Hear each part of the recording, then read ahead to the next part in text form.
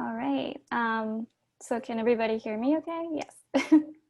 All right, awesome. So hello, my name is Nicole Eitzen Delgado, and I'm a postdoctoral associate in the program of Latino and Latino Studies in the Global South at Duke University. Said program provides students with an undergraduate certificate that situates the inquiry of Latino studies in a particular geographic space, the US South and the Global South. Among other things, the program promotes debate, continuous rethinking, and casts light on the entanglements of our contemporary moment, paired with the sociopolitical realities that shape being Latino and Latina in the world. So today I will be your moderator, and I'd like to just begin by saying welcome and by thanking our four brilliant speakers whom I'll introduce to you shortly. I'd also like to thank the Program in Latino Studies in the Global South's Director, Claudia Milian, and Senior Program Coordinator, Del Williams, for making this event possible. We're very happy to have you all here. Today's symposium will consist of 4 15-minute presentations, followed by a 25-minute Q&A discussion. As you listen to each presentation, I invite you to type in your questions in the Q&A box at the bottom of your screen. When all 4 speakers have had a chance to present, they'll choose some of your questions and answer them out loud. Before I introduce you to today's presenters, let me briefly reflect on why we have convened here today. As I'm sure you're well aware, we're in the middle of a global pandemic compounded with racial and climate crises. These extraneous circumstances have not only brought systemic problems faced by Latinx communities into sharp focus, they have also demanded that we find new pathways to connect with one another, help each other survive, and even grieve. When we lost our faith in the government to keep us informed about the spread of the virus, we turned to the media. When our healthcare system was put under pressure, we sought medical advice in places other than hospitals.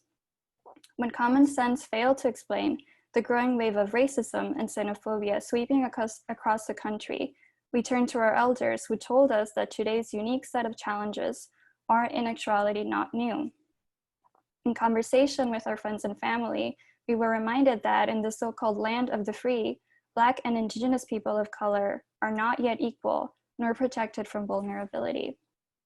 Because Latinx communities experience these problems as overlapping rather than in isolation from each other, we must tackle the current COVID-19 crisis from multiple fronts and intellectual perspectives. With that in mind, we have invited you here for an interdisciplinary discussion on the impacts of the pandemic on Latinx communities as a first step towards collectively imagining a more just and equitable future. Here are the bios of our 4 speakers. Dr. Natalia Molina is a professor of American Studies and Ethnicity at the University of Southern California. Her work sits at the intersections of race, culture, gender, foodways, immigration, and citizenship, with the goal of helping us understand everyday issues in the world today. She is the author of 2 award-winning books, How Race is Made in America and Fit to be Citizens, Public Health and Race in Los Angeles. She is currently finishing her book, Placemakers, How Mexican Immigrants Made Home in Los Angeles, and beginning research on a new book, The Silent Hands That Shaped the Huntington, A History of Its Mexican Workers. Also, as I just learned yesterday, she's been recently awarded a MacArthur Genius Award, so we're very lucky to have her. Next, we have our very own Dr. Rosa Gonzalez-Guarda, an associate professor and the Dorothy L. Powell Term Chair in Nursing at Duke University School of Nursing. She also serves as the co-director of the Community Engagement Core for Duke's Clinical Translation Science Institute. Her research promotes Latinx immigrant health equity through generating an understanding of social contributors of health in this population. Her previous work has helped to elucidate the intersection of substance abuse, violence, HIV, and mental health among Latinx youth and families. She is currently a member of Latin 19, or the Latinx Advocacy Interdisciplinary Network for COVID-19, where she serves on the executive committee and leads the research subcommittee. We also have Dr. Rafael Vizcaíno, an assistant professor in the Department of Philosophy at DePaul University. His work focuses on Latin American and Caribbean philosophy, especially decolonial thought. I've asked him here today because of his recent article on COVID-19 and what he calls viral colonization, published in the Black Issues and Philosophy section of the American Philosophical Association blog. Finally, we have Victoria Bouloubasis, a journalist and filmmaker based in Durham, North Carolina. She reports at the intersections of food, immigration, and labor in the Global South. She is currently an investigative reporter at Enlace Latino NC, a nonprofit Spanish language news site. In planning the symposium, I realized that many of you would be tuning in from places other than Durham, North Carolina. Accordingly, I've asked today's speakers to go in an order that will loosely take us from the local and the regional to the national and the hemispheric. To that end, Bouloubasis will present first, followed by Gonzalez-Guarda, Molina, and Vizcaíno. These brief introductory remarks aside, let's go ahead and get started. Victoria Bouloubasis, the floor is yours. Thank you so much, Nicole, and everyone for having me here. And as a journalist, I very much appreciate being included in this forum. As Nicole mentioned, I work for Enlace Latino NC, and Enlace Latino is not your typical Spanish language news site. We are the first, and as far as I know, only nonprofit news site in Spanish language in the state. It's primarily Spanish language, and my work is published bilingually, both on Enlace Latino's website and often through collaborations with other local nonprofit news. What's important about that is sort of what's important about the information coming out in the pandemic. As mentioned, transparency has been an issue with data, statistics, information coming from state and local government entities, including our health departments. Enlace Latino does not have a paywall. We also include a WhatsApp thread and social media. There's a podcast. The editors and co-founders are two veteran journalists, Paula Jaramillo and Walter Gomez, who have been covering local politics in Spanish for decades here. And so I feel really grateful to be a part of that team. And also to come at my work through a community journalism ethos, which is something that I have been doing for over a decade here in North Carolina. So I'm going to share my screen and give you a quick rundown of some of the work I've been covering with Enlace, and then show you a brief 9.5 minutes, so almost a full version of the documentary that we just released.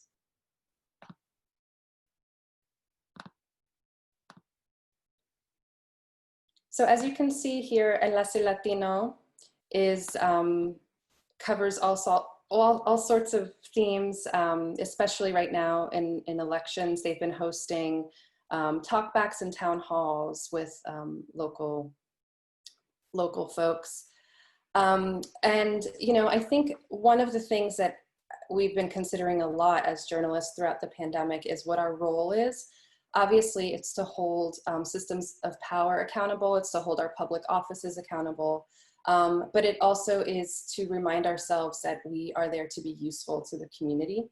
And so part of what we had been doing was realizing that as this pandemic disproportionately hit the Latinx community, many people in government offices, whether they felt unaware or feigning unawareness, there was a learning curve in how to address the community, how to address those needs, figure out solutions, and reach them. So an outlet like Enlace Latino did not have that learning curve. So we had folks, workers, people that I and my editors have been talking to throughout our careers, immediately contacting us saying, this is happening at my job, this is happening in my community. So one of the very first stories that we covered, and I think we were among the first to start covering, were the issues of poultry plants. So here's the Spanish version of a story that I wrote, No nos dijeron nada, they didn't tell us anything. It was about the butterball plant in Eastern North Carolina where most of the workers are Latino immigrants, but also Haitian refugees and Black Americans. And so there have been outbreaks at plants like this. The state health department still will not name the names of the poultry plants where outbreaks have occurred. But on a national level, we have been leading the nation in the number of outbreaks at poultry plants. Not cases, but the actual outbreaks themselves. And so this was the first story we did, and it was rooted in one family's experience. And part of when I say community journalism, it's very much focused on the fact that we aren't just further victimizing populations that have been always labeled as victims, but we're showing that these are rooted communities who are now generations in, and they're a part of our landscape and often othered and invisibilized, but are not invisible. So in the story, I made sure to drive out there to refresh myself on what rural North Carolina looks like, which includes tiendas de Guatemala and taquerias and all of these places that are still running businesses in a pandemic in southern rural, mostly white North Carolina, if you were only to read certain types of news. So we did the same thing when we talked about Siler City, North Carolina, which is the home of Mount Air. I worked with an investigative reporter at NC Health News, and we did a 2-part series. And in one of them, we made sure to show that this one zip code that has a high rate of infection for COVID-19 included a town called Siler City, which is in rural North Carolina, which for over a decade has been at some points more than half Latino. Now it's about 40-something%. So again, we talked about that. We talked about the history of sort of tense politics related to the Latinx community there. In the year 2000, there was a Ku Klux Klan rally led by David Duke, and many of the Latinos at that time thought that the city government had sponsored it because it was on the town hall steps. So these are things that if you may be new to the area, you may have never read. It's very recent history. And so, the fact that there are disproportionate effects related to health, there's these intersections of labor issues, of socioeconomics, of local politics. And so, as a journalist, you don't always want to complain. You want to be able to find solutions. And that's been really hard to do in the pandemic. However, I started listening in on some calls after I did this one story about the only pediatric death in North Carolina as a result of COVID was this little woman, 8-year-old named Yoshi. Her mother named her a Nahuatl name, Aure Yolotzin, which she says translates to Corazoncito del Oro, little heart of gold. So in profiling this family and talking about what they went through, I learned so much about the healthcare system. And I talked to Gabriela Maradiaga, who's a pediatrician and one of the co-directors with Rosa of Latin 19, and realized that there was this group of Latina women who were pushing within the healthcare system to work with community groups who have already been working to provide solutions for their own neighborhoods and families within the pandemic to really sort of tackle all of the problems on all sides. At the same time, a friend and colleague, Andrea Patiño Contreras, who works for Univision Digital, had also gotten in contact with Dr. Viviana Martinez Bianchi, who is another leader of Latin 19. And so Andrea called me and said, I really think that at Univision we should do this story, but I want to make sure we can collaborate with a local outlet. And I know you already know of these folks. So she and I, because we knew each other and we've worked in this community before together, did a multimedia piece that launched a couple of weeks ago. Here's the English version. It's on Univision's website as well, but I'm going to be biased and shout out the local press here.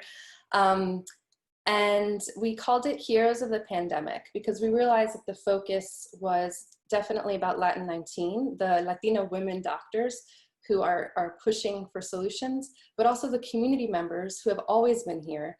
And in the pandemic, they're just continuing to work. And while their problems and the issues within the communities are being amplified, there's also people who have been able to connect in a much stronger way. And as a journalist, my role is to show that there is empowerment in our immigrant communities, as well as draw attention to those folks who could really use the support, whether it's funding from the state, whether it's resources from healthcare professionals. So I wanted to show a bit of our documentary. I'm going to show about 9.5 minutes. So I encourage you to turn up your screens and make it as full as possible.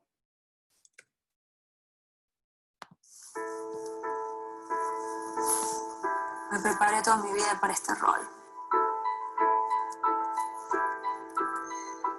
Llegamos tarde y por eso vimos lo que estamos viendo. No se pensó en los focos de gente que vive en las situaciones de máxima vulnerabilidad. Ni en nuestra ciudad, ni en nuestro condado, ni en nuestro estado, ni en el país entero.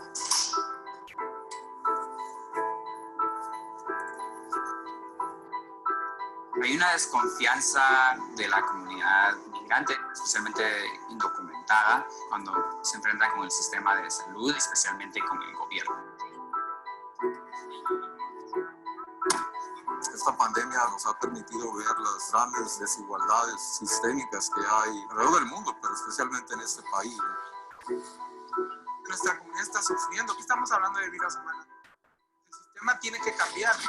The data is very clear that COVID-19 is having a dramatically disproportionate impact on Hispanic Latinx North Carolina. El senador republicano Untitled dijo que el repunte en los contagios culpa a los latinos. Hispanic identifying people in the state account for close to half of reported COVID-19 There's cases. deportation, keep many of them from engaging with the government.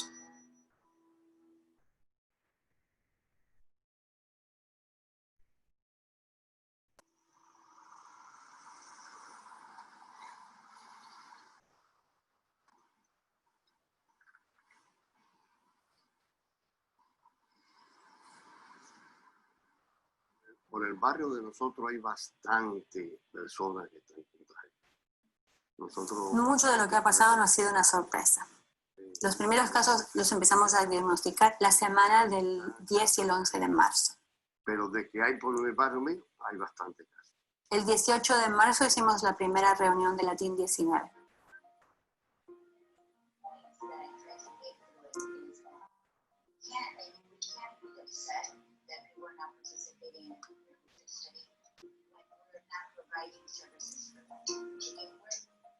Con la Gabriela Maradiaga, Leonor Corsino, Rosa González-Guarda y muchas otras gente que han estado trabajando en esto, con el miedo de que esto iba a atacar terriblemente a la comunidad latina por su vulnerabilidad. Se estaba apostando todo a el trabajo intrahospitalario, respiradores, que por supuesto es importante, pero no había ningún tipo de organización a nivel comunitario. Por ejemplo, no había en ningún lado información en español. La Organización Mundial de la Salud habla de factores que implican que una comunidad tenga mayor riesgo. Comunidad marginalizada que dependen de trabajo que se le paga en el día, espacios donde se trabaja uno al lado del otro, las pollerías o las plantas de carne. Muchas personas bajo el mismo techo, poco acceso a cuidado y atención de salud, donde hay gobiernos que no son organizados alrededor de esa comunidad. Durante los últimos, sobre todo 4 años, la comunidad latina ha sufrido un constante repudio desde el nivel nacional. Estamos hablando de familias que ya han sufrido la separación durante el cruce de frontera. Las autoridades del hospital nos separan de nuestros seres queridos. Tenemos reportes de gente que nos cuenta que no los han llamado o que cuando los llaman no estaba el intérprete, entonces no entendieron lo que les dijeron. Ahí está el miedo.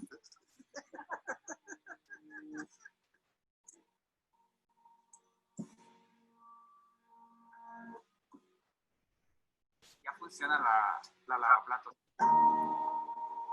No estuvo conectada hasta la semana pasada. Nada de lo que nos pasó a nosotros es único o especial, y eso es problemático. Nos estábamos cuidando mucho, pero cuando nos mudamos fuimos expuestos mucho más. Mi papá fue el último que se enfermó, se puso bastante grave. Mi papá necesitaba cuidado urgente. Cuando mi papá llegó a emergencias y lo estaban dando de alta, no podía creer esa experiencia. En el caso mío me ayudó mucho mis estudios y también mi trabajo en el hospital de intérprete. Me permitió abogar por él y decir, no, yo no lo voy a recoger, no lo pueden dar de alta. Eso no puede ser así. Lo hubieran ido a casa y se hubieran quebrado. Tal vez no lo hubieran podido salvar.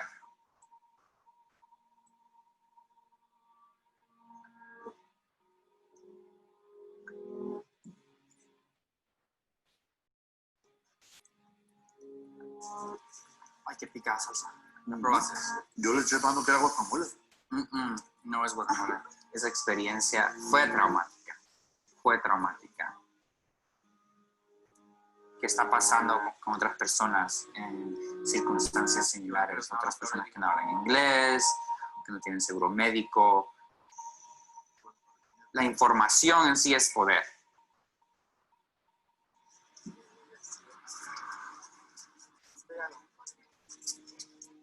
Yo sé que nadie estaba preparado, pero hay que tener sentido común. Es inaceptable que se tomaron 3, 4 meses para actuar en esto. Falleció una señora que tenía una niña de 13 años. Fue difícil porque toda la familia estaba infectada del virus.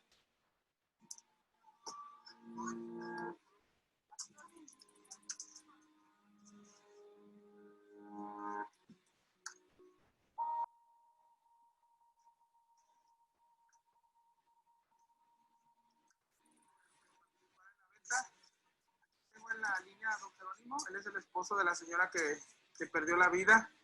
Don Jerónimo, aquí está la comunidad, unas palabras que quiere decir. Sí, le agradezco mucho, que Dios me los bendiga. Yo no voy a poder pagar, ¿verdad? Pero Dios va a multiplicar lo que van a hacer. Muchísimas gracias. No, de nada, Jerónimo, gracias a usted por permitir la comunicación con el hospital. Fue una de las peores experiencias para la familia, que no te respondan en tu lenguaje, que te estén transfiriendo de un departamento a otro, a un señor que está sufriendo el duelo, no solamente la cuestión legal, no solamente la parte financiera, pero también el estrés, la salud mental. Es un proceso doloroso. Como organizador comunitario, uno educa, uno informa, pero el sistema falla. Si doy información de un número de teléfono, me dicen, oh, este es el número en español, y contestan en inglés. No tiene sentido que yo siga haciendo esto porque el trabajo es doble para mí.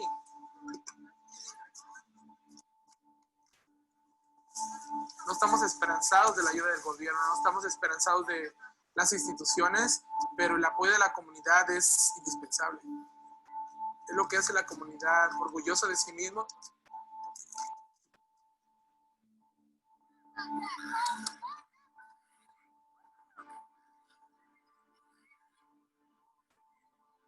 Carolina del Norte es uno de los estados donde la comunidad hispano-latina ha tenido un crecimiento exponencial.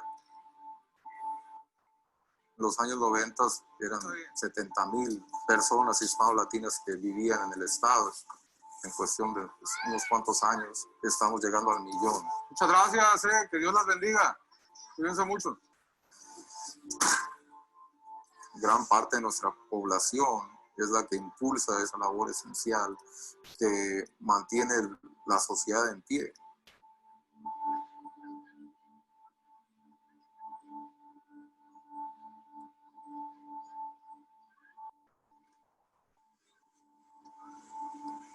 Estamos lidiando con una pandemia que no está afectando a todos por igual, especialmente comunidades marginadas que históricamente no han recibido el apoyo, pero estas familias están haciendo lo posible por sobrevivir. Esto de la pandemia nos ha causado una triste derrota. Estamos viviendo al día y a veces ni nos alcanza para sobrevivir en este país. Somos personas migrantes que no tuvimos apoyo del gobierno, no tuvimos un cheque de desempleo, no tuvimos realmente nada. Solamente lo único que tuvimos son órdenes de quédate en casa, cierra, guarda la distancia. Los inmigrantes son una parte muy integral de la sociedad y queremos que se nos trate con dignidad y con respeto. Desgraciadamente el mensaje tiene que seguir siendo inculcado porque parece que tenemos que defendernos siempre. Mistrust of the government is understandably at a very high point, particularly in the Latinx Hispanic community with immigration, with the racial inequity. We've had to build the plane while we fly it. Should the plane have already been built? Should those deeper relationships already have been there? And I think that is fair. All we can do is try to work harder and faster.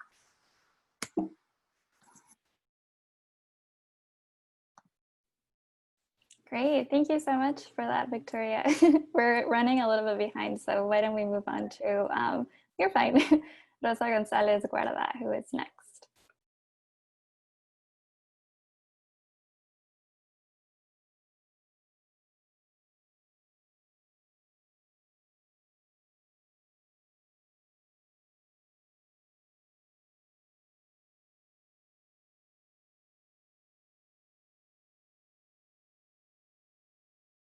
You're muted. Yeah.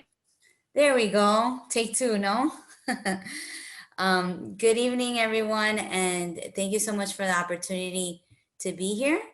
I am really grateful for the opportunity to be part of this conversation, and also grateful to have been able to hear a little bit more from Victoria on her perspectives and her important work, and to have the opportunity again to see some of that beautiful documentary that her and Andrea put together that is really much more powerful in demonstrating a message and influencing change than likely anything I'll share with you all today.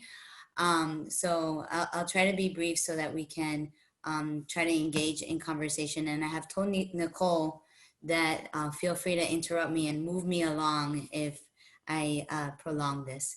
So my name is Rosa, and I am at the School of Nursing at Duke. And my background, my clinical background is in public health and community health nursing.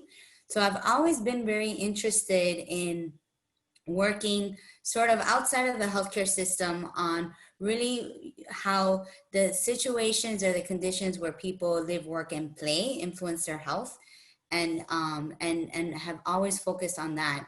I ended up pursuing a career in research because most of my work with Latinos and in particular Latino immigrants had showed me that often I was working with communities and on issues that hadn't really been written about or hadn't been researched on.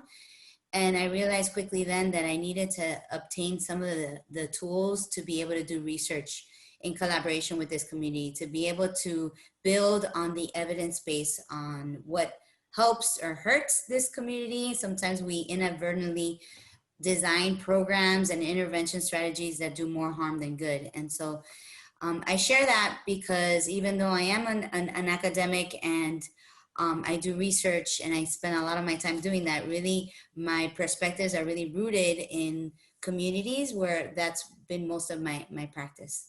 And one of the other hats that I play here at Duke is that I co-direct the Community Engaged Research Initiative in our Clinical Translational Science Institute.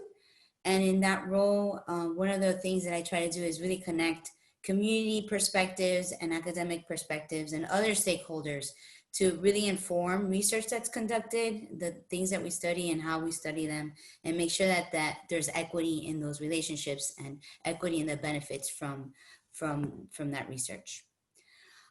So one of the founders of Latin 19, Viviana, who you saw in the footage that was just shown by Victoria, shared this with me one day, and it just resonated so much with me. She has permission to share this, and so do we, from a colleague of hers. And this is taken from a children's book. And the words here that say Indigenous and immigrant, together we stand tall, our histories are relevant, an injury to one is an injury to all, really reflects the way I feel in this pandemic.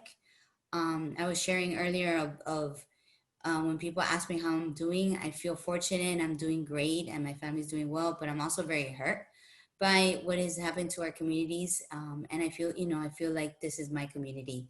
And it makes me think, if we had that perspective here, all of us, and I mean all of us in terms of those on this land, that, realizing that we're all immigrant here or indigenous here in the United States in particular, and really responded to this crisis in a way that comes from this lens, I think we'd be doing a lot better job in our response to this crisis.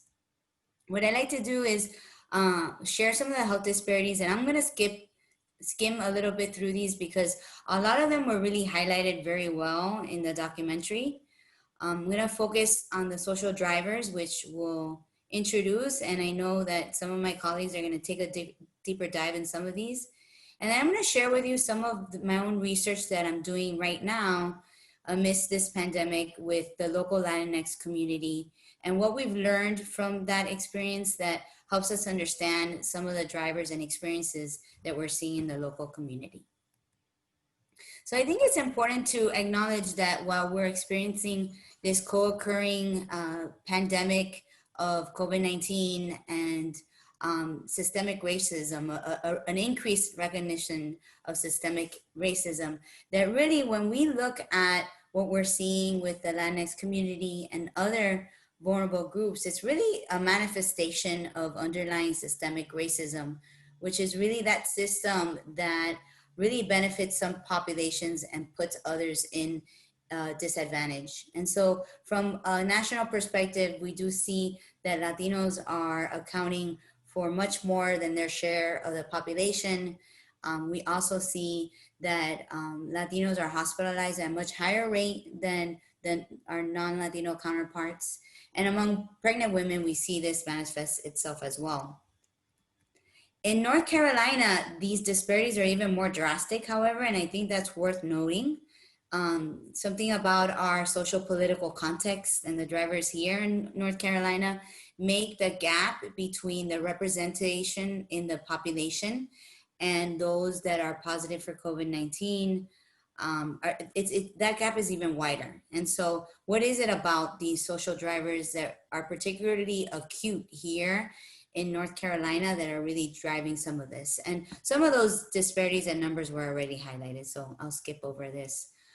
So here, when, COVID-19, a pandemic, we automatically go and think about what are the medical discoveries that we need to embark on to address this issue. And there's an increased recognition that it's really going to be our solutions around addressing those social drivers of health, really not the biology, but rather the social drivers of health that are underpinning what we're seeing that is going to be of ultimate importance here.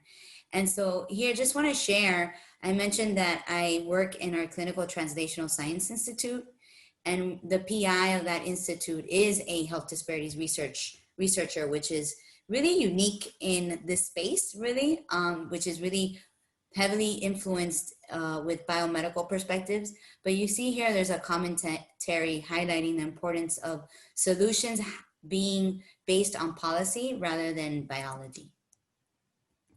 So we know that in the Latinx Latino community here in North Carolina, the reason why we see higher levels of infection is not because this community is biologically vulnerable or genetically vulnerable or engaging in some bad behaviors that are making them sick, but rather it's because they are driving the economy here and they are in these essential work that is really supporting our economy here in North Carolina. And we know that one of the biggest beautiful things that exist in the Latinx community is really the strong focus on families and multi-generations, and this strong focus on helping one another, supporting one another. And that is an incredible source of resilience in this community. Unfortunately, with an infectious disease, this does present a challenge with the Latino Latinx community being more likely to live in multi-generational homes and then multi-family homes. So multiple families living together to be able to support one another and to be able to pay for housing during this time of housing crisis here in Durham and more broadly in other parts of this country. There has been some conversation around racial and ethnic minority groups being more vulnerable because of having pre-existing comorbid conditions that biologically place this community at risk for the consequences, for being immunocompromised and the consequences of the COVID-19 virus. But I think it's important for us to know that the drivers that lead to higher rates of diabetes or heart disease that we see in racial and ethnic minority groups are really social drivers that are based in systemic racism. An example is, if we think of the leading causes of death, right? Heart disease, cancer,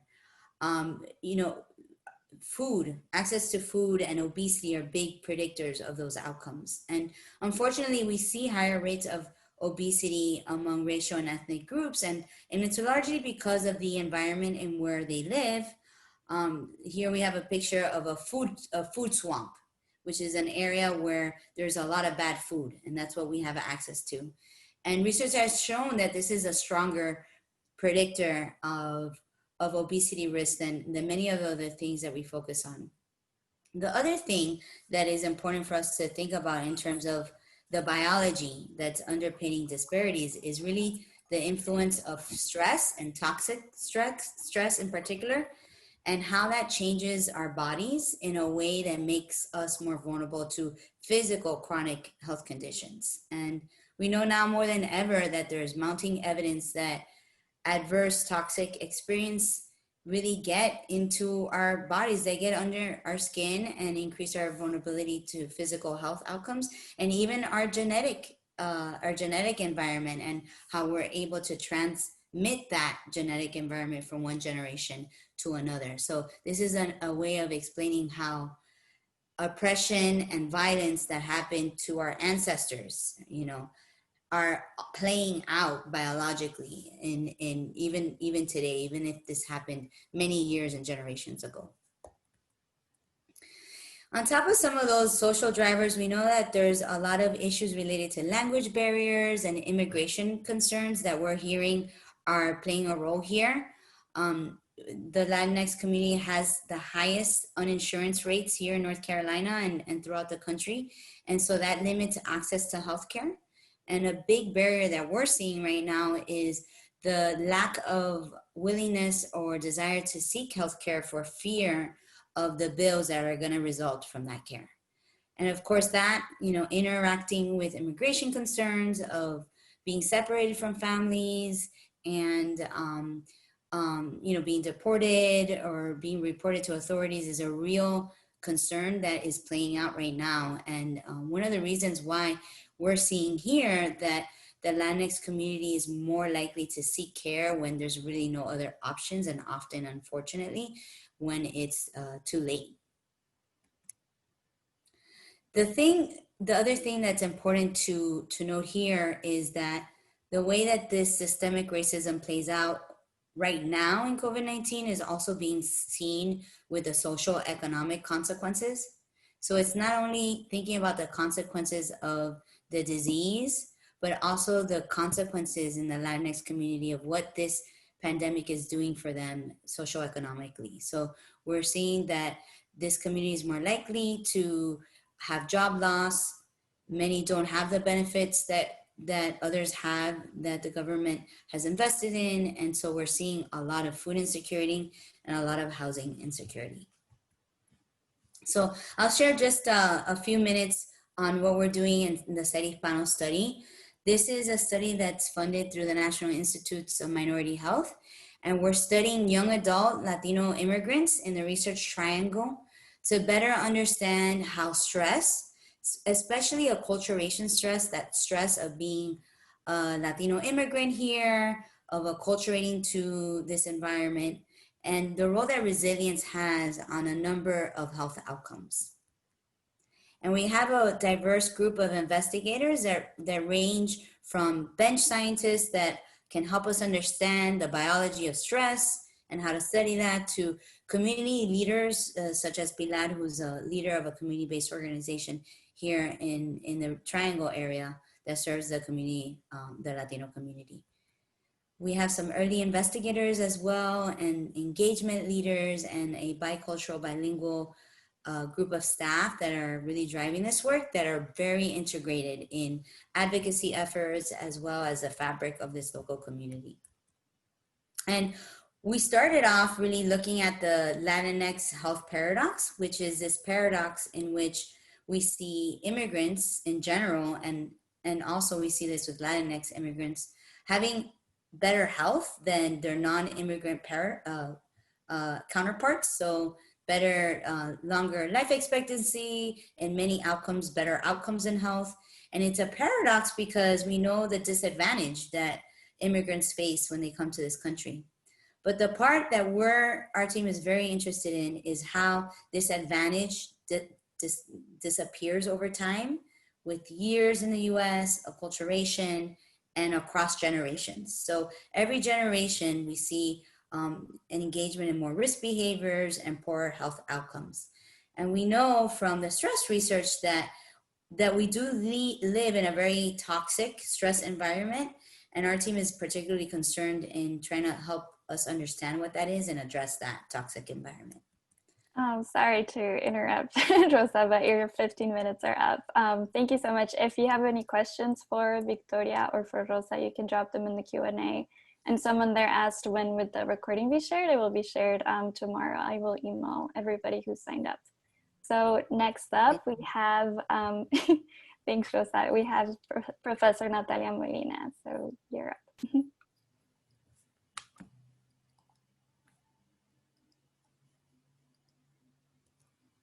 Hi, everyone. Thank you so much for Dr. Eitzen Delgado for bringing us together. I think we're all so hungry for conversation right now. And, you know, what's so great about being on an interdisciplinary panel is I'm also learning from these presentations. I'm seeing what Dr. Bouloubasis and Dr. Gonzalez-Guarda shared with us. And I'm thinking the whole time, and there's a historical reason for that. And I think that people think like history is like in the past and it's the historical lead up.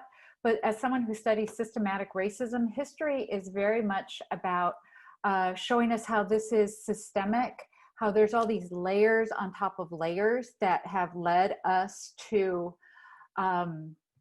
get to this moment. And there's a reason why it can't easily be undone.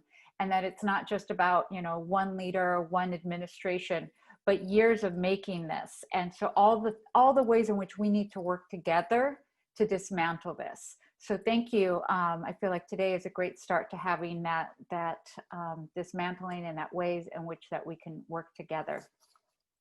So, you know, I'm a historian. I've written about race and immigration and public health. And one of the places that I've done research for this is in the archives of the consulate in Mexico. And it was very early on in my career, I was doing research in these archives, and I came across this source that talked about this delousing station in El Paso. It was called the Santa Fe Bridge Quarantine Plant. And the ways in which the prison around this quarantine plant, or the ways in which the prison adopted the same quarantine measures that this plant did. And I remember this very clearly because it's the first time I'd ever cried in an archive. Because what they talked about was that as Mexican immigrants came to work in El Paso, they had to be deloused every week. They were sprayed with DDT, their clothes was soaked in kerosene, and in one of these occasions, the clothes caught on fire, and all 20 prisoners in that prison died. But I also cried because I was well into the writing of my first book, and I knew that the cruelty and dehumanization that I was witnessing in those archives were not the exception, but the rule. I knew that Mexican workers would continue to be treated as either the solution or the problem, depending on the demand for cheap labor in the United States for decades to come. Mexicans provided a ready supply of inexpensive labor in times of plenty, and yet their lives were treated as disposable. This is a picture of the recent wildfires in California and Central Valley. While the workers are, working in the crops, we know from news reports, from data that California provides itself, the state, that many of the workers, sometimes up to 80% of workers in the area might be undocumented. Many of the news stories leading up through March, through September, when the wildfires started and really started raging, were about what terrible conditions these agricultural workers were living in, that they already didn't have proper housing, and then they weren't getting the proper protective equipment, that they also were being price gouged in the store. So as supplies started dwindling, water, food, that they were being price gouged. We also know that many of these Latinx workers are indigenous workers, and so they didn't even know what was going on sometimes, because the materials, while they may have been about the pandemic, were translated into Spanish, they weren't translated into their indigenous language. So it wasn't until they started seeing things like the price gouging that they had a sense of what was going on.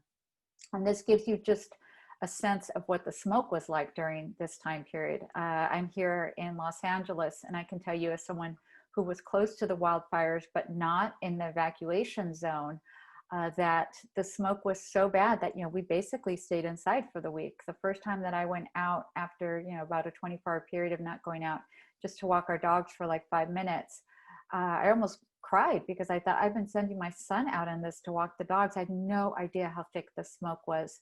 And again, it was not like this. I was choking.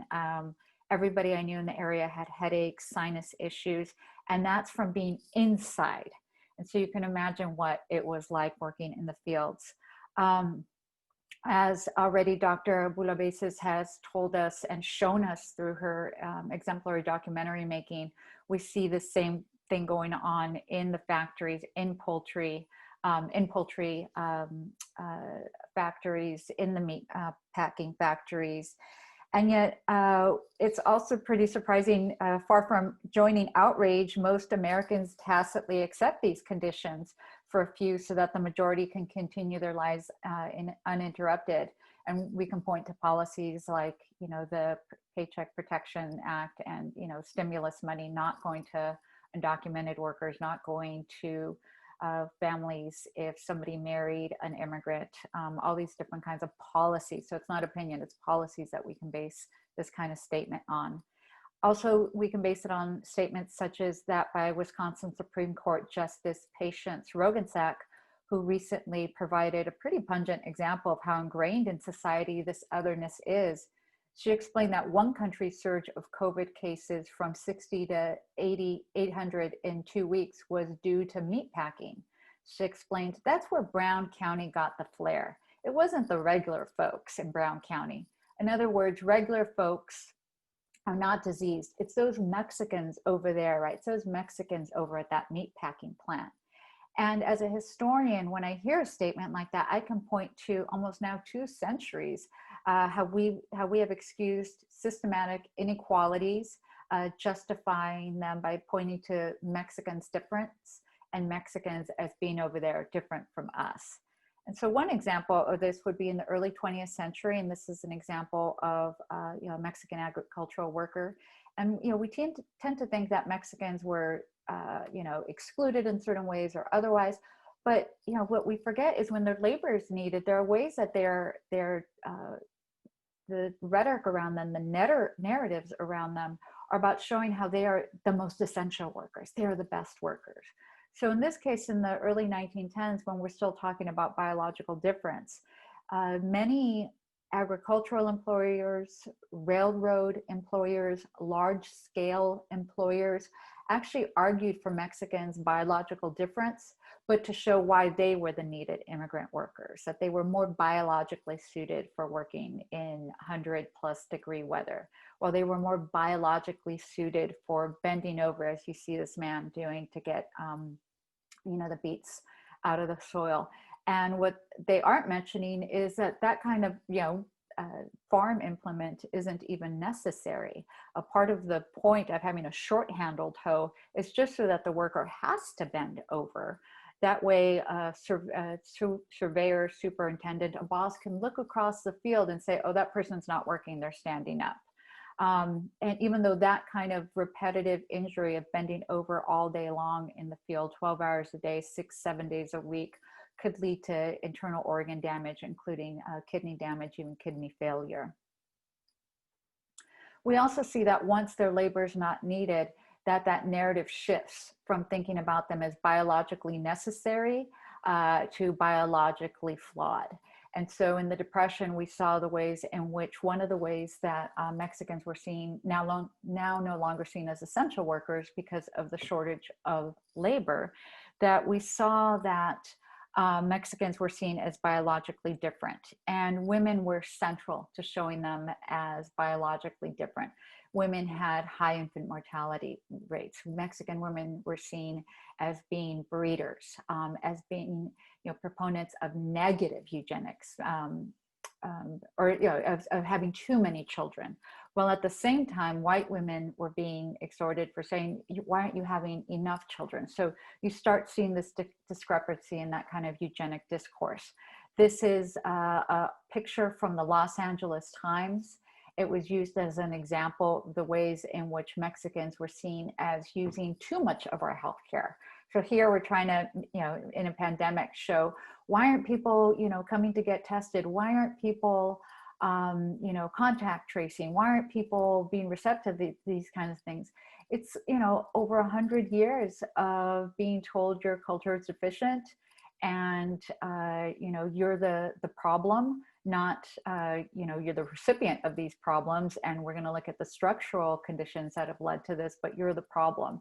That has increased Mexican, Black, Native American suspicions of government healthcare and that kind of intervention in their lives.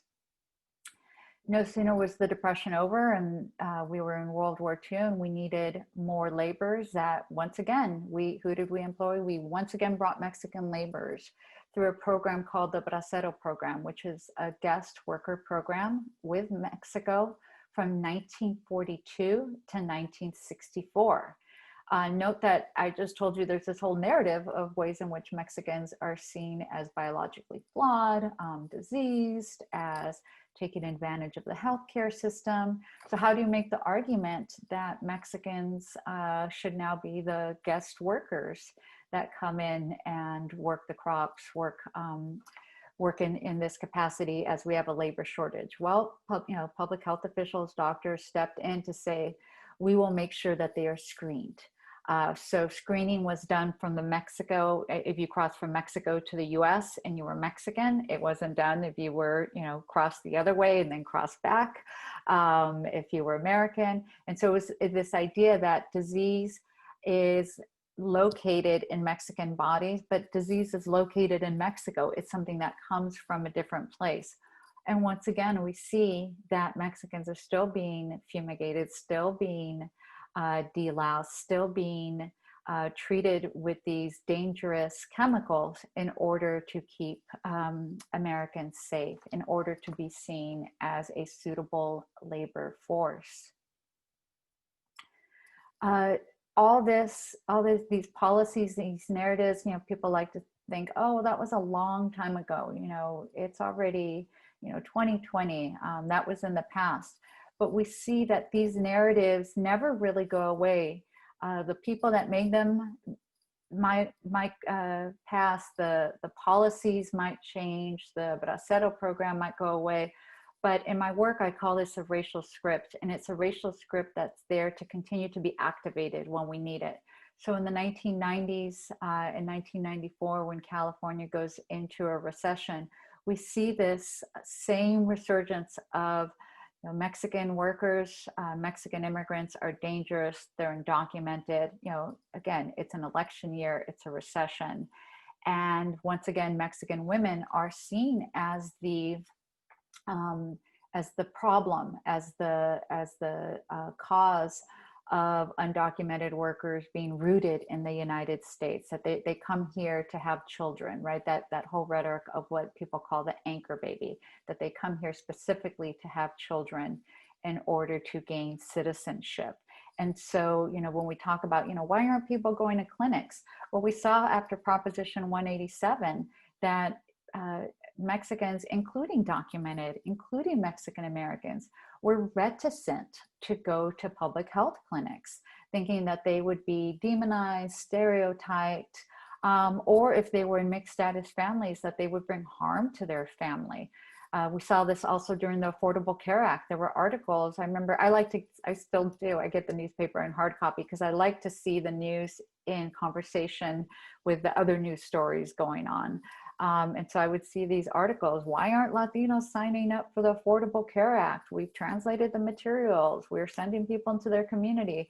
And then the column right next to it would be, about an article demonizing immigrants or not wanting to pass immigration reform legislation because people were wary of immigrants. And it's like, you need to, kind of pull back and see this story in conversation. Today, in the era of COVID-19, essential workers, many of them Latinx, are in the same rickety boat as these immigrants decades and decades before them, over and over. Most have few options for medical care. And if they get COVID, whether they lack employer-sponsored healthcare insurance or cannot afford healthcare options under the Affordable Care Act, or just aren't eligible for public benefits, they have nowhere to turn. By treating workers as disposable, discarding the sick does not keep the population safe, right? You know, this we keep seeing even in somewhere as privileged as the White House. You know, this is not how we're going to keep workers safe. And when we ignore this reality, when we fall back instead on this notion that Mexicans are different from us or that they're over there, we construct social and cultural borders. 20 years ago, I wept in an archive. And again, I cried recently. I'd gotten some takeout and I'd gone to pick it up. And I was listening to a press conference from the Los Angeles mayor, Eric Garcetti. And he told this story of Santos Barona, an immigrant from El Salvador, who worked as a janitor at LAX, who had just recently passed away from complications of COVID. And as you know, we so rarely get to honor and to grieve those 210,000 folks who have passed from COVID here in the US, let alone immigrants, let alone undocumented. And Garcetti described Barona as the face of Los Angeles. Can you imagine, this mayor saying this El Salvadorian was the face of Los Angeles. In his honor, Garcetti then said that the iconic light towers that line the entrance of LAX would go dark for one night. What a contrast to how so many workers behind him had not been memorialized or even remembered. Barona was seen not as someone separate from regular folks, and he had not died nameless and faceless like the Mexican workers who had perished in that El Paso jail fire 100 years before them. He had a name, he had a family, he was a person. Say his name. Great, thank you so much. That was beautiful. So next up, we have Rafael Vizcaíno. He will be our last presenter for today. And again, if you have any questions, you can drop them in the Q&A box. Great. Well, thank you so much, Dr. Delgado, as well as to my colleagues for the interventions and the conversations. I'm very excited to talk to you today. So let me share my screen, and I will go very quickly in the spirit of having a good Q&A discussion. And so much of what I wanted to say earlier on has already been said by my great colleagues. So it would allow me to go a little faster. So yes, in this presentation, I just wanted to touch very quickly on some of the broader patterns that we have been seeing in terms of the global propagation of this new latest virus, right? At the most general level. So full disclosure, I am not a scientist, I am not a historian, I am a humble philosopher who has to zoom out often at the most general level of this species and of being to think about many problems. And yes, like my fellow Dr. Delgado said, a couple of months ago, I wrote an article that was published in the blog of the American Philosophical Association, where I proposed the term viral colonization, right, to understand some of these dynamics that we are living, that have been unfolding, particularly here in the United States. So with this term, I really wanted to do two things, or highlight two interrelated factors. One, what I would call is the debilitation and or slow elimination of colonized populations as part of a broad, modern, imperial project of globalization. So, that's one element of viral colonization, and I'll be talking a little bit about that.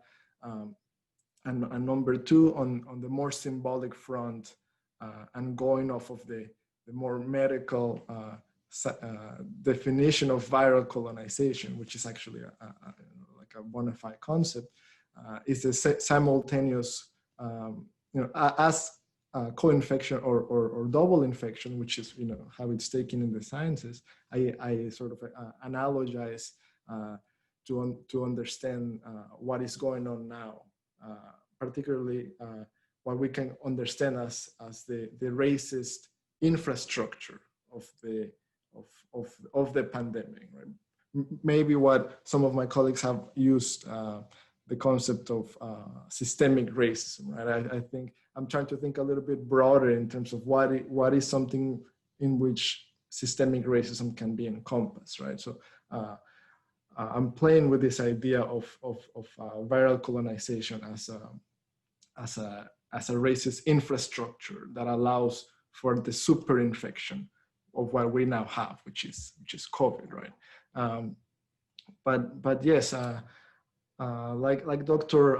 Mora says, history is very important, and I'm not a historian, but please allow me a historical contextualization, because I do think it's very important to not be.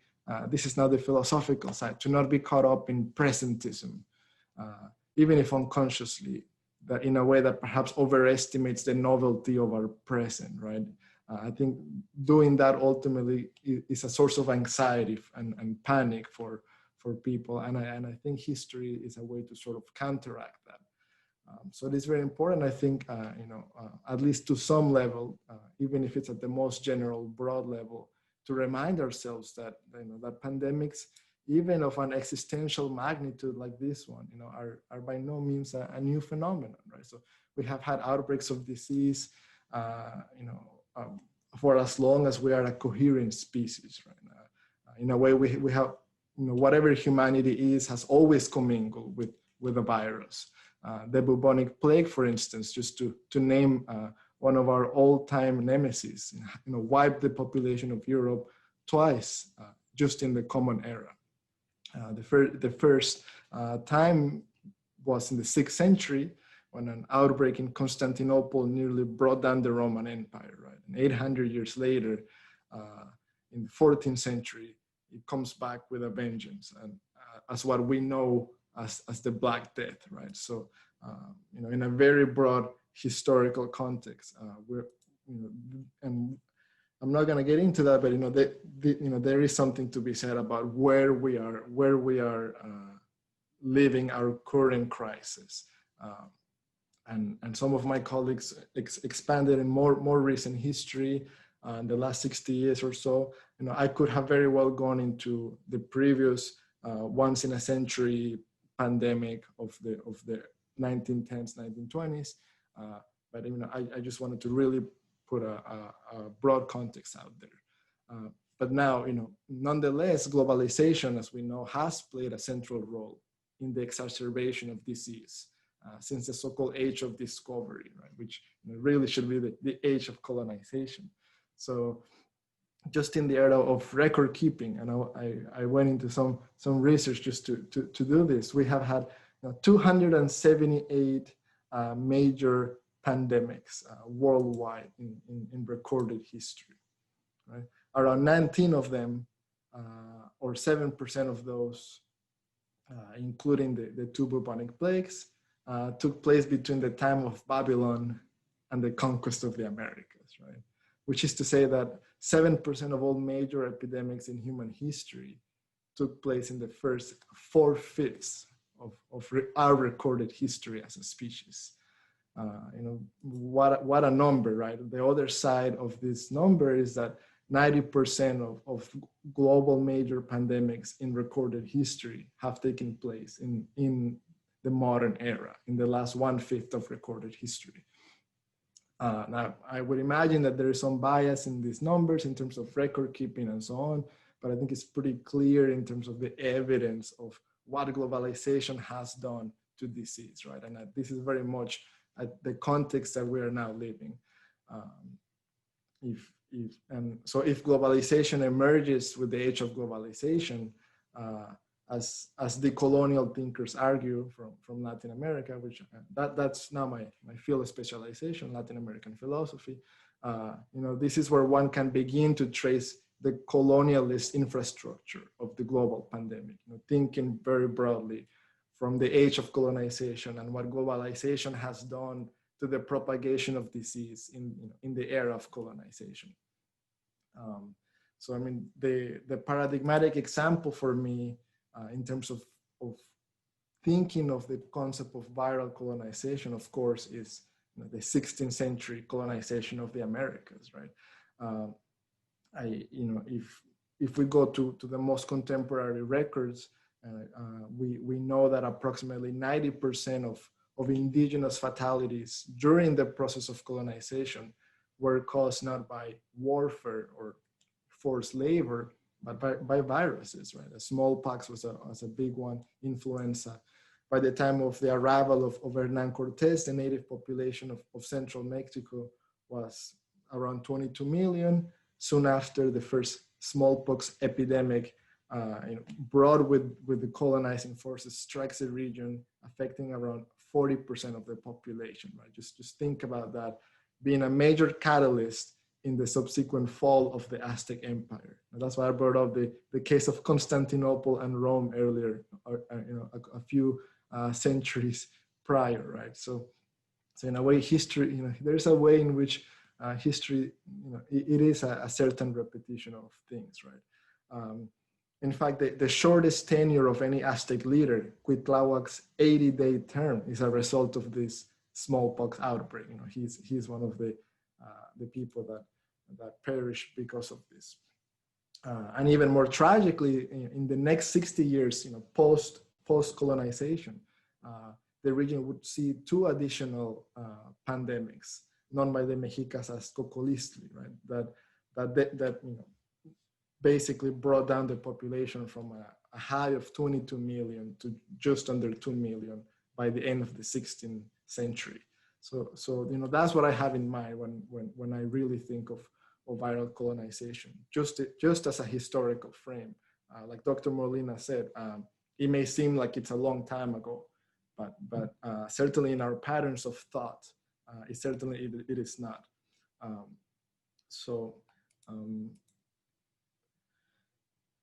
If this is one example of viral colonization, now returning to our present, I think we have we can observe an analogical instance of what we're seeing with the global spread of COVID-19, especially in countries not only like ours, like the United States, but also in countries that have had very, very tragic histories of colonization. So I don't think there's a coincidence that places like Brazil, India, Colombia, Peru, and Mexico, are doing very, very, very, very badly with COVID.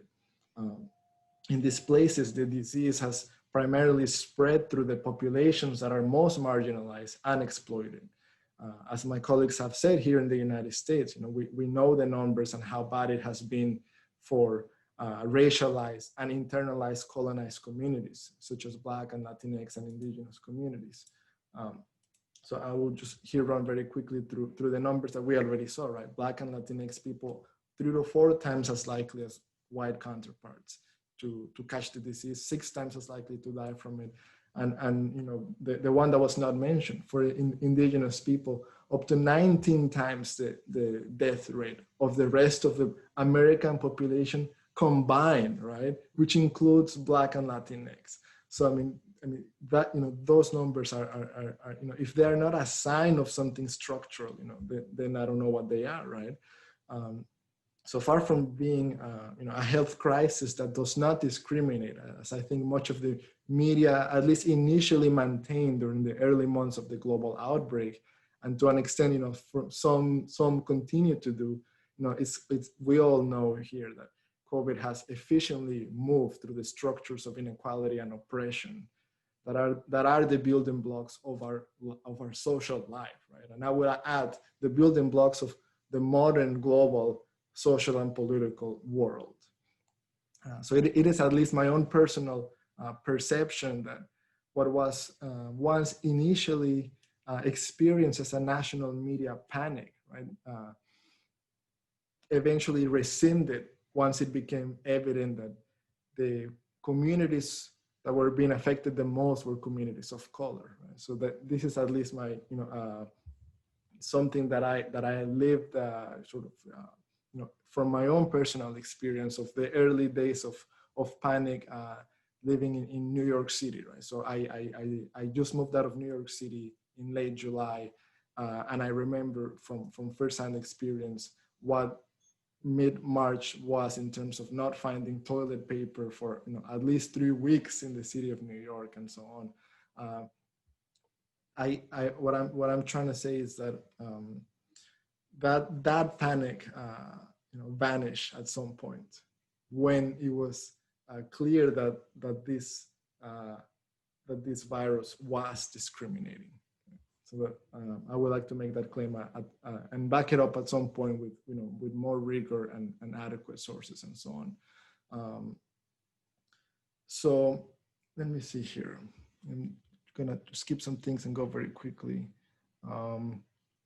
Yeah. So at any rate, I think I also want to say that in terms of another aspect of my broader argument, and I'm kind of revisiting some of the things I mentioned in that article that Dr. Delgado mentioned. So it is that it is a total indifference of these early stages of the pandemic that will go down in history as a tacit endorsement of a certain neo-colonialist form of viral colonization. So it is almost as if COVID-19's racist agenda was yet another executive order from the federal government, right? That saw the debilitation, if not outright elimination, of racialized and internally colonized communities. And this is where the second sense in which I use the notion of viral colonization, I think is hopefully a bit useful, at least to think of the infrastructure of the pandemic. So according to the International Encyclopedia of Public Health, viral colonization takes place when a person acquires 2 different viral strains simultaneously. In other words, it is when one virus strain infects a person that is already infected with a strain, or another strain of the same virus. This is why it's more commonly known as co-infection or superinfection. Now, this second medical definition allows me to, as I say, take away the novelty out of the novel coronavirus pandemic. In other words, it allows me to understand the pandemic as already a superinfection predicated on the modern colonial social and political infrastructure, which is to say, it is only the latest manifestation of a long-running problem.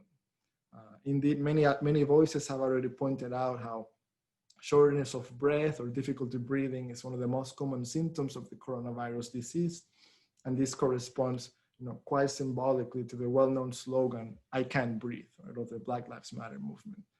So a lot can be said about that.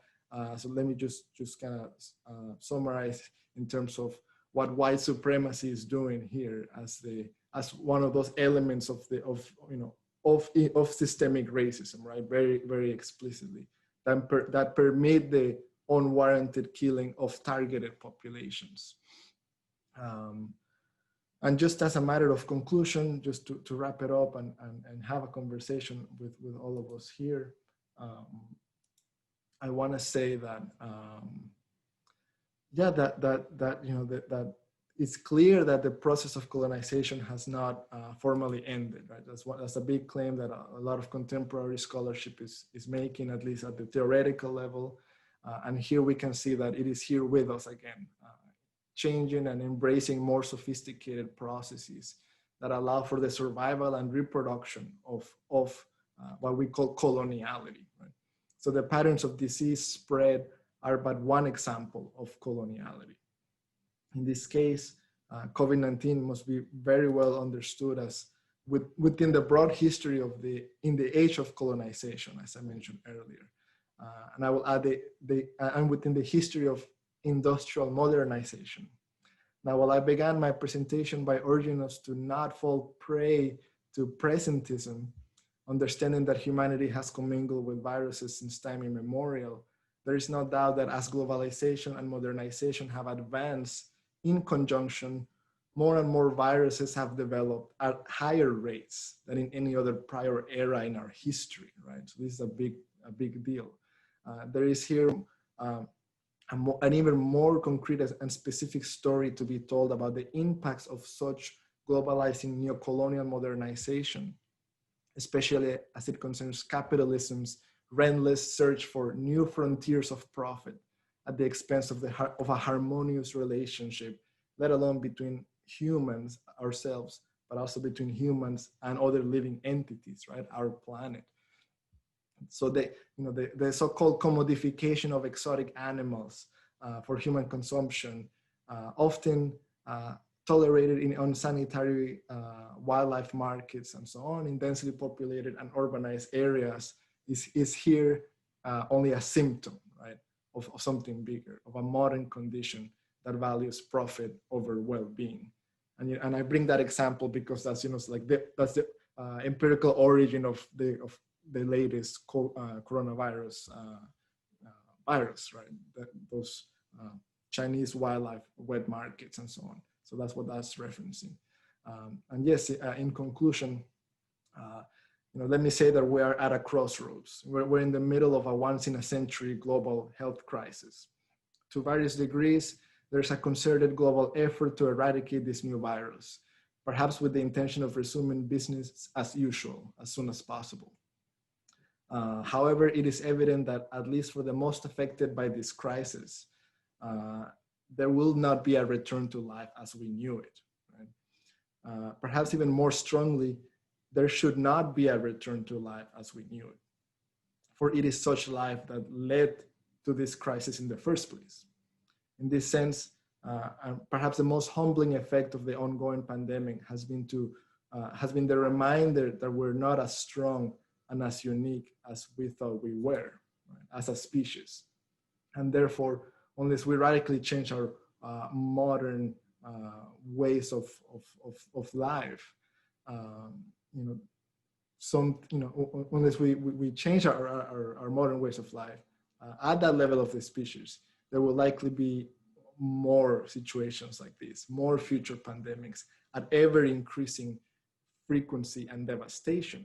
And this is just from opening the book into our past and seeing that 90% of pandemics have come in the global era of the last 500 years or so. So it is here, where critical voices now urge us to learn from the virus and to imagine and practice new ways of caring for each other. That can be the basis for a post-COVID world. And if my assertions about the modern colonial infrastructure of the pandemic are right, then this post-COVID world must also be one that seeks decolonization. So thank you for that. And I look forward to the conversation. Great, thank you so much. This is so rich. So I'm wondering if people have questions, they could write them on the chat, or if you'd prefer, you could raise your hand and I would manually allow you to speak. But in the meantime, maybe we could I would like to just reflect a little bit on what I heard. There was a lot of resonances, I thought, between your presentations, and something that really struck me is the sense that we think that we are in an unprecedented time, and yet you all mentioned that there were patterns, right? And that there are consistent things here that are actually bringing into sharp focus, right? Something like white supremacy and colonialism as projects that continue to affect our daily lives today, even as we think that we have somehow, entered into a new historical era. And so I'm really grateful for the various ways in which you presented to us very richly kind of this paradox of having Latinos at the forefront as essential workers, right, who are not only marginalized and demonized, right, but also treated as disposable and as the carriers of disease. And this emphasis also on immigrant identity, right, and almost this human impulse to put the disease elsewhere. And we can think of even how the Trump administration is thinking about displacing the virus and calling it a Chinese virus, right? And what that actually does to perpetuate this growing wave of xenophobia and anti-immigrant sentiment. So something that I wanted to hear more from you about as speakers, and maybe we could start there, is for you to talk about kind of where to go from here. I mean, these problems are not new. We know that these are here, and yet the pandemic has forced us into crisis mode. And so what are some steps that we can take to address what can feel like an overwhelming problem, right? Because it's just so all encompassing. So perhaps that's a question that we can ask. Or yeah, and Clara has a question that is similar, thinking about ways to get involved. So I think that that's something that I would like for you to maybe comment on. And whoever would like to can respond. I'm happy to start. I learned a lot from the presentation, so I thank you for creating this space for us to be here. I think that one of the things that we need to do, I immediately think of two things. One is that we need to advocate for an investment of resources to couple the investments of resources that have gone into testing, vaccine development, treatment. I spend a lot of time in my role advising research teams that are trying to engage and recruit the Latinx community as research participants, right? And these are for treatments and vaccine trials. They're not for solutions that are addressing the fundamental causes, because that's a lot more difficult for us to think about. And so I think we need to have a same amount of resources be invested into addressing issues of colonization, systemic racism, et cetera, and the marginalization of these communities. I think that something that you've done today, Nicole, is bring diverse perspectives to talk about issues, similar issues, and there's a lot of richness in that. I think that in the work that we've done with Latin 19, that has been the richness of it, that we hear from people that are in the grassroots doing work, helping neighbors that are not part of formal organizations. They're seeing what's happening. And if there's people that are there that are decision makers that are making decisions around resource allocation, then that's a way for those connections to be made and that for solutions to be generated. But we really need diverse perspectives and people at the table to solve that. You know, public health, the medical world is not going to solve this. You know, the solutions are going to come from people that are experiencing this and know the solutions that exist and that will really have an impact.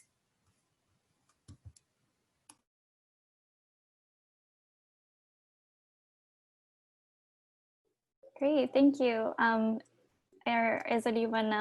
Does anyone else want to answer that question or have any thoughts in terms of reflecting on what you heard from your fellow panelists, perhaps?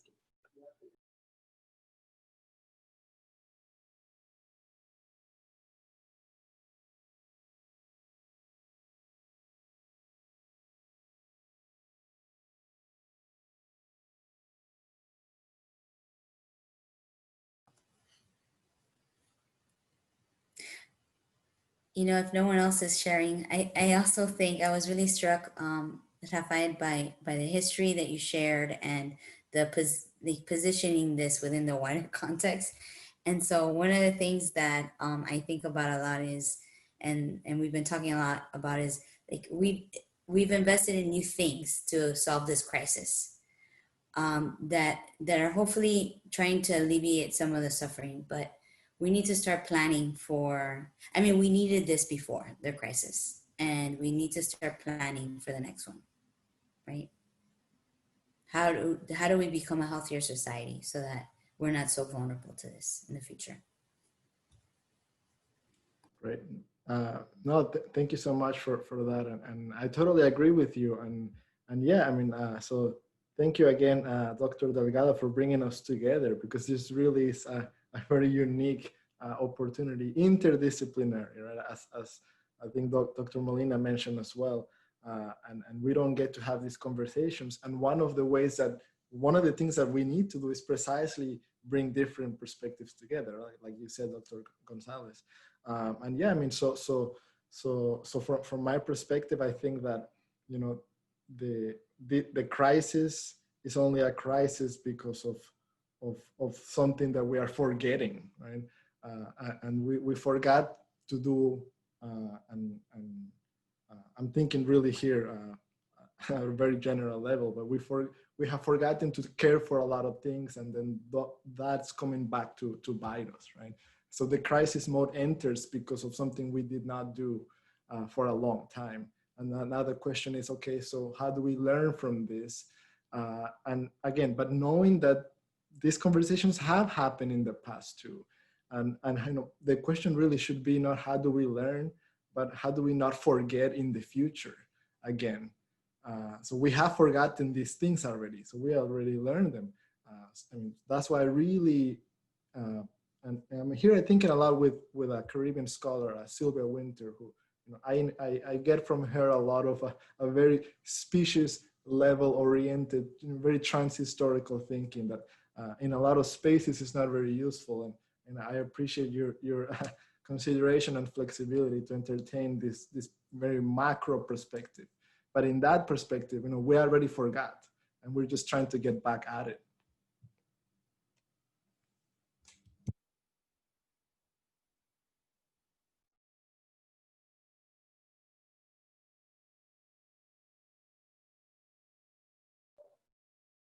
Yeah, I completely agree that we sometimes, it's a matter of perspective, right? We need to begin with where we are, but we also need to keep in mind the bigger frames and the systems, right, that are in place.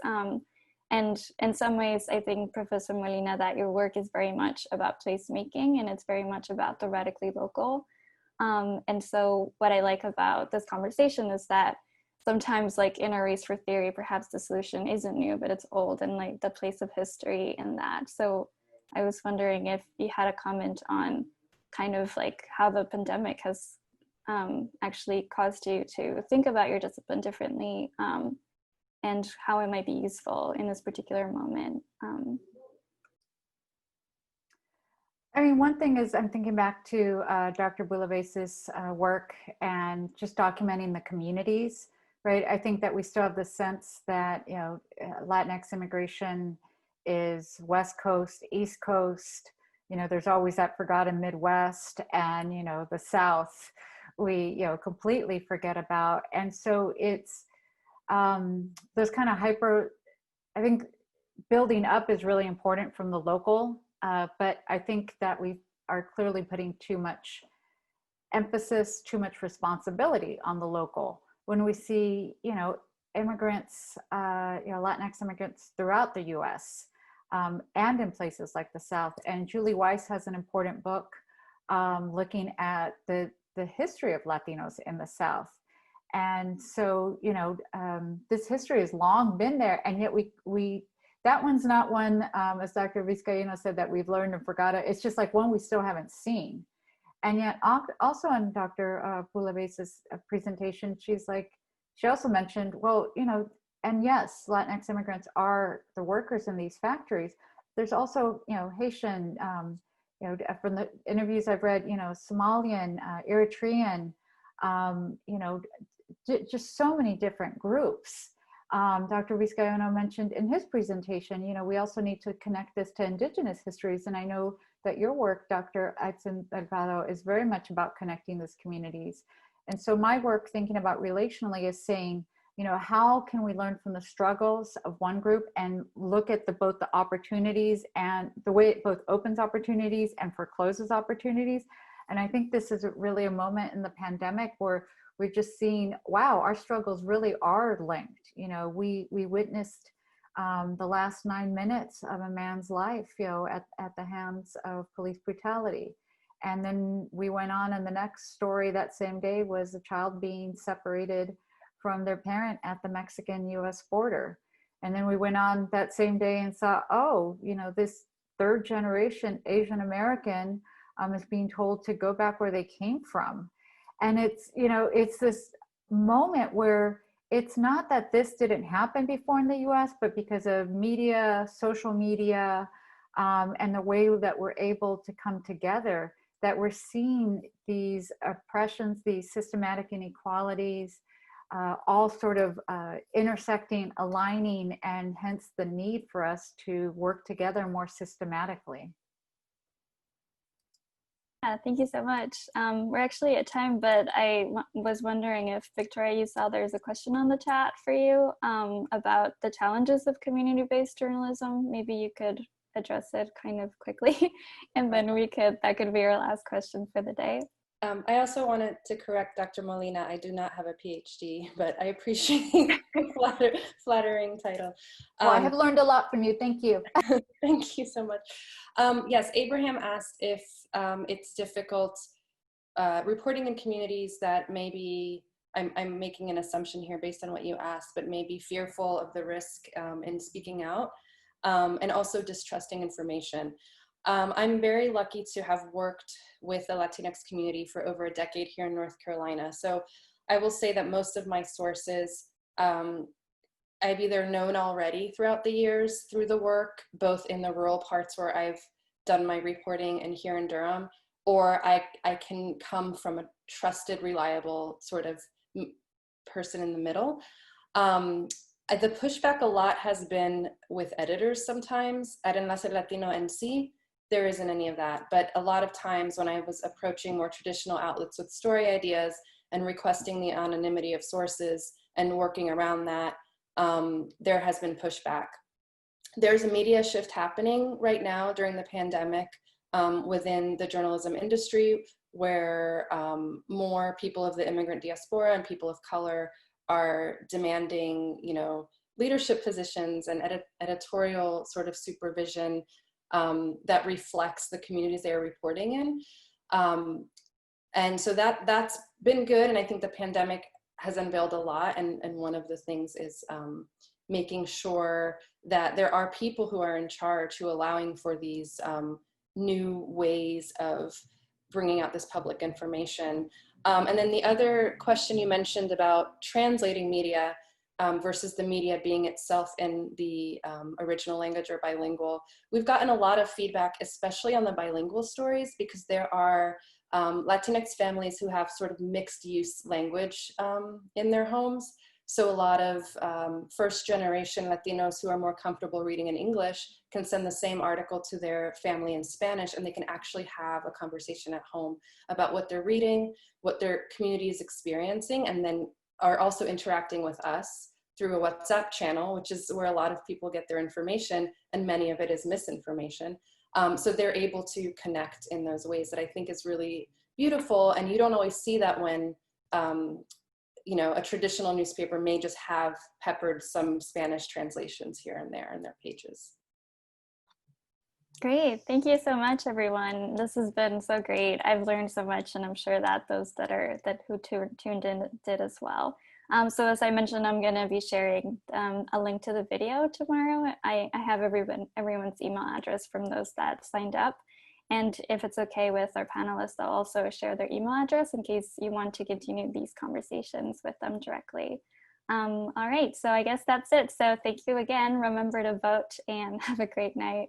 Bye.